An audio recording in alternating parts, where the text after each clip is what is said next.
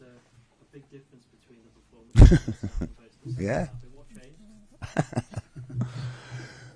The first half. So let me say it like this. I think I spoke a couple of times about periods when we had 5 games in 13 days, stuff like that, really tough.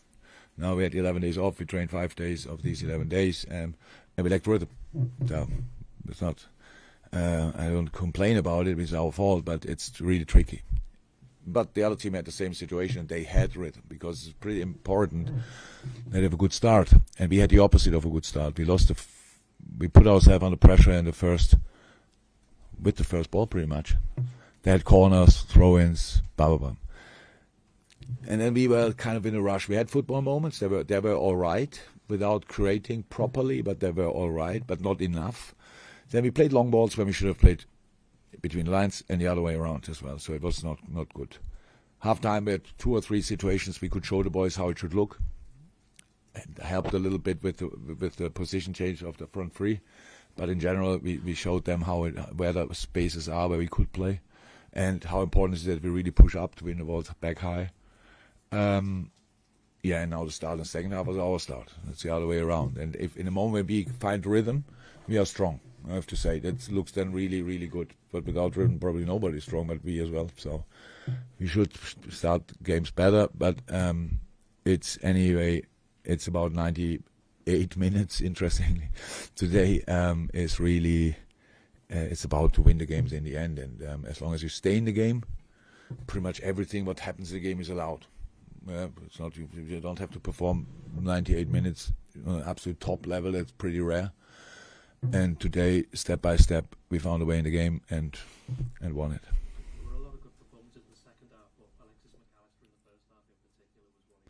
Thank you for mentioning that. Sometimes people forget that because in the second half we scored the goals. Absolutely exceptional performance, I have to say. I'm so happy for us, obviously, but for him as well. He's a really good footballer. Let me say it like that. And he did defensively the job, and offensively he's anyway super important player for us. Was calm on the ball. All the good things in the first half already happened with him. So, really happy. Jurgen, can I just ask if you can clarify Mo Salah's situation? Is he coming back from AFCON to rehab with the club? That's the plan. If that's already decided, 100%, I don't know. But that's the plan. If he cannot, how long ever he's out, and I think it makes. Probably everybody sees like that makes sense that he is doing the rehab then with us or with our people, and that's the plan. But if that's now written in stone already, I don't know. Have you spoken to him? Yes, directly after, but since pretty much in the night when it happened, since then he's in contact with our doctor, and the doc tells me the news, and so I think he will be back, but.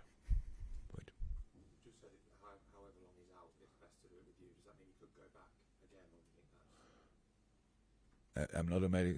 I'm not a doctor. So I would say if he is fit before, if Egypt qualifies for the final, if he's fit before the final, then probably yes.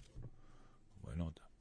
That's clear. It's just the tournament, but now it's about Ivory Coast. I'm sure it's a wonderful country, but it's probably now for players, and we have no people from us there, and their people have to take care of the players who are playing.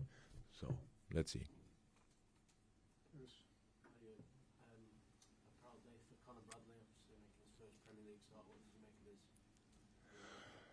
Hopefully the same as you. Pretty good. Really, really good. Very impressive. You can say exactly the same as I said after that. Wonderful kid, really. And a real hard worker and a good footballer. And he's a defender, but he's as well. He can attack. He could have scored. Probably should have scored a header. I forgot that. Oh, yeah. No, he should have scored in that situation. But anyhow, it was a really good game. And for the first one, yeah. Sometimes you have to forget your first game because it's just the first one. But no, we shouldn't. That's a good start. That was the last one. Darwin Nunez started on the the left and then you moved him to the middle. What did you see in the first half that made you think to move him to the middle, and then what change did that bring for you? Look, in a situation we are with our Mo, for example, we have to find a way, and we have players who can play the right wing, and they all can play the right wing, but which is the best position, and how do we set up the rest around? And Darwin can obviously play the left wing. He did before. We were in general in the first half too static, so but on the left wing as well. So Darwin plays there, Joe is a bit deeper, Baba protects there, waiting too much for long balls in behind. Not really involved in enough possession moments. Lucha strikes right on the right wing, and Diogo played an okay game, I think, but we had not a lot of moments there, to be honest. So, and then we had to make a decision and bring Darwin in his 1A position, bring Lucha in his 1A position, and ask Diogo to do the job there. And Diogo is, I said, they all can play the right wing, and he did before. But on top of that, a really smart player. But in general, we played much better. We just started playing better, so midfield as well. And that's important because I'm not 100% which goal we scored after we won the ball back, but that wouldn't have happened in the first half, I'm pretty sure, because we didn't push up. It's this halftime are just, they are important. You can ask me, and completely rightly so, why it didn't start like that in the first place. It's absolutely right. But the good thing is that you have the halftime, and you see yourself. We see it from outside, but it's difficult to change it then on the pitch, because we spoke about that before. Where are the half spaces? We had 2 or 3 good moments which we could show the boys. If you do that, then Bournemouth will see that we are stronger than we showed up in the first half, and that's the first step into the game, and that's why it was, in the end, a super deserved win, which didn't look like that for a long time in the first half. Very quickly, Curtis, was that We all hope, and Curtis as well, he felt a little bit. He had last week already a little bit, but then nothing was there. And Curtis, the very experienced player, thought it's 3-0. Why should I risk it? I hope that's exactly how it was. Welcome. See you.